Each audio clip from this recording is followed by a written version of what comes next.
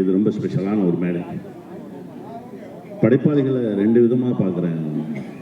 இந்த சமூகத்தில் இருக்கக்கூடியவங்களுக்கு பிடிச்ச படைப்பை கொடுக்கறது ஒரு வகை, இந்த சமூகத்துக்கு தேவையான படைப்பை கொடுக்கறது இன்னொரு வகை. இது சமூகத்துக்கு தேவையான ஒரு படைப்பு. இந்த நேரத்தில் இப்போ இருக்க சூழலில் ஒரு மருத்துவம் மாதிரி படைப்புகள் அப்பப்போ தான் வரும். இது அப்படிப்பட்ட ஒரு படைப்பாக தான் நான் பார்க்குறேன். இயக்குனர் விஜயகுமார் அவர்களுக்கு என்னுடைய மனமார்ந்த நன்றி. இதில் நடிக்கிறதுக்கு எனக்கு ஒரு வாய்ப்பு கொடுத்ததுக்கு. ஏன்னா ரொம்ப பரபரப்பான இருந்த காலகட்டத்தில் ஒரு கால் என்னன்னு கேட்டால், ஐயா முத்தரசன் அவங்க பேரை சொன்ன உடனே எதுவுமே பேச வேணாம், வாங்க கிளம்பி போவோம் அப்படின்னு சொல்லி கிளம்பி வந்தோம்.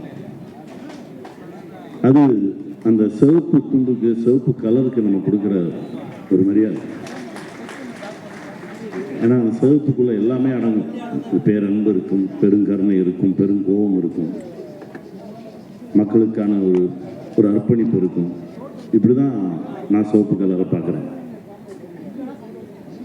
அவரோடு நிற்கும்போது, அவரோடு பணியாற்றும் போது இப்படியெல்லாம் மனுஷங்க இருக்காங்களா அப்படின்ற ஒரு வியப்பையும் ஆச்சரியத்தையும் தான் எனக்கு கொடுத்தாரு. ரொம்ப ரொம்ப சந்தோஷம் பார்த்தேன். நான் அப்பா தான் கொடுக்குறேன். ரொம்ப மகிழ்ச்சியாக இருந்தது அந்த பயணம். அவருக்கு துணையாக நடித்தாங்க அவங்க அம்மா. அவங்க பேரை கேட்டால் ரஷ்யானாங்க. அது எனக்கு இன்னும் வியப்பாக இருந்தது. ஏன்னா முதல் முறையாக அப்படி ஒரு பேரை நான் கேட்குறேன். அவங்க சொன்னாங்க, இல்லை எங்கள் ஊர் பக்கம்லாம் வந்து ரஷ்யான்ற பேர் நிறைய காமன், நிறைய பேருக்கு வச்சுருப்பாங்க அப்படின்னாங்க. இப்படி இந்த மண்ணின் மீதும் மக்களின் மீதும் பேரன்பு கொண்டவர்கள்லாம் ஒன்றா சேர்ந்து உருவாக்கிய படைப்பு தான் அந்த படைப்பு. இனி வரும் காலங்களில் உணவுக்கு தான் சண்டை. காசு பணத்தெல்லாம் வச்சு ஒன்றும் பண்ண முடியாது. நல்ல உணவு வச்சிருக்கிறவன் ஒரு பெரிய செல்வந்தனாக இருப்பான். பணக்காரன் வேற, செல்வந்தன் வேற. நல்ல காற்று, நல்ல குடிநீர், நல்ல உணவு வச்சிருக்கிறவன் தான் செல்வந்தன். அவனை நோக்கி தான் அந்த சமூகம் ஓடணும். அவங்ககிட்ட தான் போய் கை கட்டி நிற்கணும். அவங்ககிட்ட தான் உணவுக்கு கையேந்தணும். அந்த சூழல் தான் வரப்போகுது. இதற்கு முந்தைய தலைமுறை பாதுகாத்து கொடுத்த இயற்கை வளங்களை நம்ம பத்திரமா பாதுகாத்து நம்ம அடுத்த தலைமுறைக்கு கடத்தணும். அந்த பொறுப்பு நமக்கு நிறையா இருக்குது. அப்படிப்பட்ட பொறுப்போடு எடுக்கப்பட்ட திரைப்படம் தான் அரிசி. இது அடுத்த தலைமுறைக்கு ஒரு பெரிய ஆவணமாக இருக்கும். இந்த படைப்பு காலம் காலமாக பேசப்படும். இந்த படைப்பு இதை எல்லாரும் தியேட்டரில் போய் பார்த்து இதற்கு ஒரு நல்ல ஒரு அங்கீகாரம் கொடுத்தீங்கன்னா இது மாதிரி இன்னும் நிறைய படைப்பு உங்களை தேடி வரும். சினிமா துறையில் தங்களை ஈடுபடுத்தி கொண்டிருக்கிற அருமை சகோதரர்களுக்கும், திரளாக கூடியிருக்கிற சகோதரர்களுக்கும் சகோதரிகளுக்கும் எனது நல்வாழ்த்துக்களை முதலிலே நான் தெரிவித்துக் கொள்கிறேன்.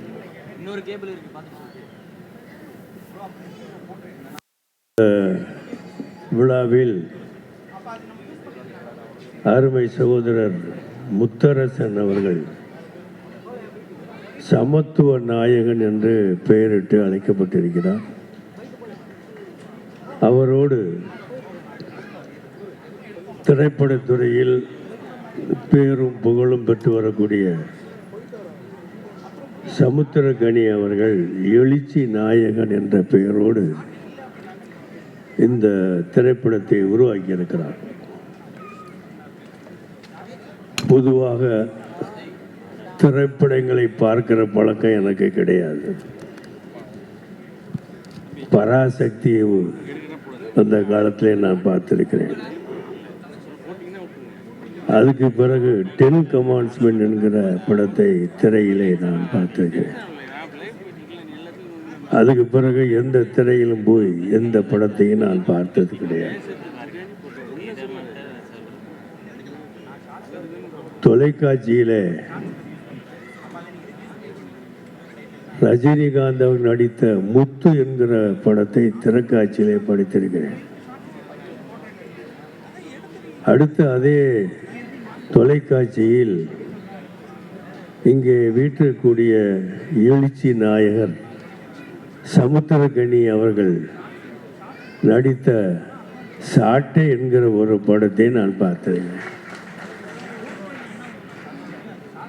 வேறு எதையுமே பார்த்ததில்லையான்னு நீங்கள் கேட்கலாம். இடையிலே ஒரு சில விஷயங்களை பார்த்துருப்பதே தவிர எந்த படத்தையும் முழுமையாக பார்த்த எனக்கு பழக்கம் கிடையாது. ரஜினிகாந்த் நடித்த முத்து படத்தை எனக்கு பிடித்தது சந்நியாசம் ஆகிறது. எனக்கு சந்நியாசம் அதிகமாக பிடிக்கும். அதனால அதை எனக்கு இந்த படத்தை அடிக்கடி ஒரு தடவை பார்த்துருக்கிறேன். அருமை நண்பர் சமுத்திரக்கனி அவர்கள் நடித்த அந்த சாட்டை படத்தில் மாணவர்களை எப்படி உருவாக்க வேண்டும் என்று அவர் கூறிய எடுத்துக்கொண்ட முறைகள் என்றென்றும் மாணவ சமுதாயத்துக்கு மட்டுமல்ல, மாணவர்களை திருத்தக்கூடிய ஆசிரியர் பெருமக்களுக்கும் ஒரு பாடமாக இருக்கும் என்று நான் நினைக்கிறேன். அதனால்தான் அதனை நான் பார்த்திருக்கிறேன். வேற எந்த படத்தையும் நான் பார்த்ததாக எனக்கு நினைவு கிடையாது. ஆனால் இப்பொழுது அரசியலிலே கம்யூனிஸ்ட் இயக்கத்தினுடைய பொறுப்புமிக்க தலைவராக திகழ்ந்து கொண்டு முத்தாக கருத்துக்களை வெளியிடக்கூடிய ஆற்றல் பெற்ற முத்தரசன் அவர்கள், அவருடைய பேட்டிகளை நாங்கள் பார்த்து வந்திருக்கிறோம். பொது அரங்குகளிலே அவர் ஆற்றிய உரைகளை நாங்கள் கேட்டு வந்திருக்கிறோம். கூட்டணி கட்சி கூட்டங்களிலே அவர் எடுத்து வைத்த அற்புதமான கருத்துக்களை நாங்கள் கேட்டு வந்திருக்கிறோம். அதனால் இது மக்கள் மத்தியில் மக்கள் பணி ஆற்றக்கூடிய அற்புதமான முத்தரசன் ஐயா அவர்கள்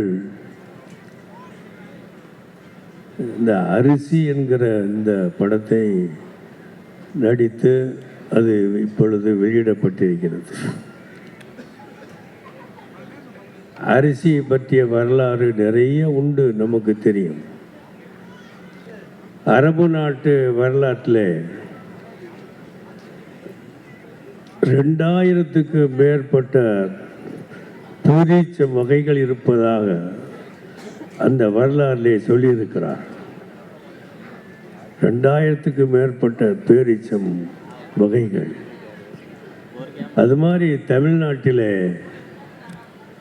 அரிசி வகைகள் என்ன, இங்கு கூட சொன்னார்கள் 400க்கு மேற்பட்ட அரிசி வகைகள் இருப்பதா. அதற்கு மேலும் நிச்சயமாக இருக்கும் என்று நான் நம்புகின்றேன். நூற்றுக்கணக்கான வகையான அரிசிகள். ஒரு காலத்தில்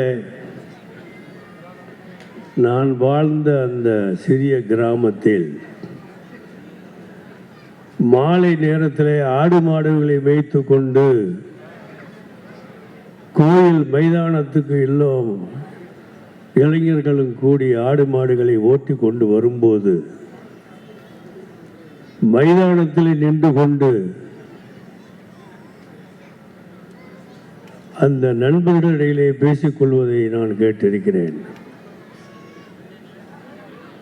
நமது கிராமத்தில் ஏதோ ஒரு வீட்டிலே அரிசி சோறு சமைக்கிறது நினைவுக்கு வருகிறது என்று சொன்னது. மைதானத்தில் நின்று கொண்டு இந்த ஊரில் எங்க ஒரு இடத்துல அரிசி சோறு சமைக்கிறார்கள். அந்த மணத்தை, அரிசி சோறு மணத்தை கேட்டு நோர்ந்து, நம்ம ஊரில் இப்பொழுது அரிசி சோறு சமைக்கிறார்கள் என்று சொன்ன அந்த நிலை எனக்கு நன்றாக தெரியும். நேரிலே பார்த்தவன் நான், அதோடு இருந்தவன் நான். அரிசி சோறு கிடைக்காத ஒரு காலம், அரிசி சோறு இல்லாத காலத்தில் இலை தலைகளை சென்று காடுகளிலே சென்று கிடைக்கக்கூடியதை பெற்று தின்று